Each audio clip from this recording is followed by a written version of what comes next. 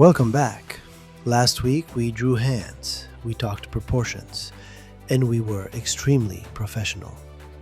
We even used real life references to explain the palm. And yes, I did manage to stab myself.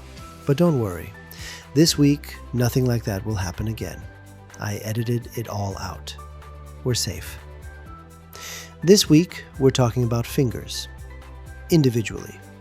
No more mitten protection. Let's cue the intro and start.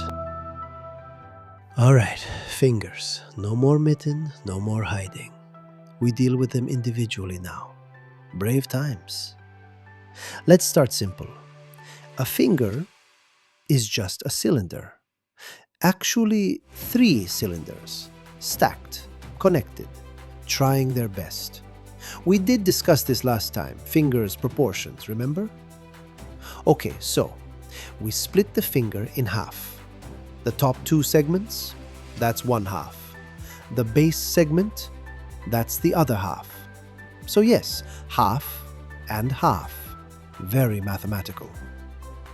Each segment gets slightly smaller because fingers taper. If yours doesn't, you may be drawing a sausage, which is fine, but not today. Now that we understand the finger as 3 cylinders, let's make it move, because a straight finger is rarely the situation. We start simple. One direction, 3 segments, everything aligned. Nice, calm, peaceful finger. Now we bend it, but not randomly. Each segment rotates at the joint, like a hinge. One moves, the next follows, and suddenly we have structure. Notice what's happening. The cylinders don't break, they don't stretch, they rotate. That's the rule. Now we push it a bit more. We bend further. We compress the shapes. We let them overlap slightly. And now it starts to feel like a real finger. So the goal here isn't to draw fingers, it's to understand how they move. 3 segments, connected, rotating. That's it. Control this, and your fingers stop looking like accidents.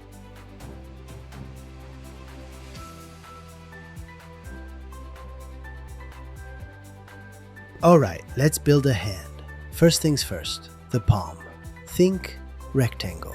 But you'll notice I keep drawing it more like a pentagon. That's not me being fancy, that's me cheating efficiently. That extra angle sets up the natural slope of the hand, and you'll see why that matters in a second. Next, add the thumb pad and the thumb. Keep it simple, just rectangles.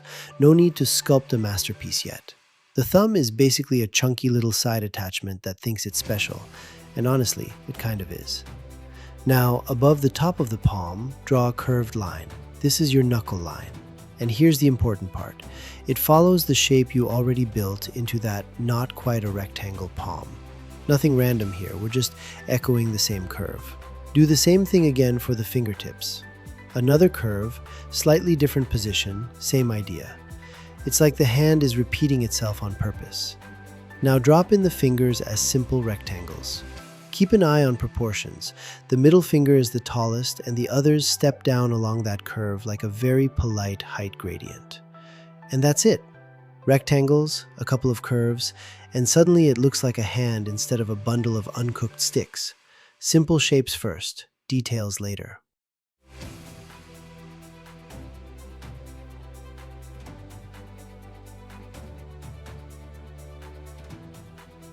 And that's it. You've officially constructed a hand without summoning any dark art powers.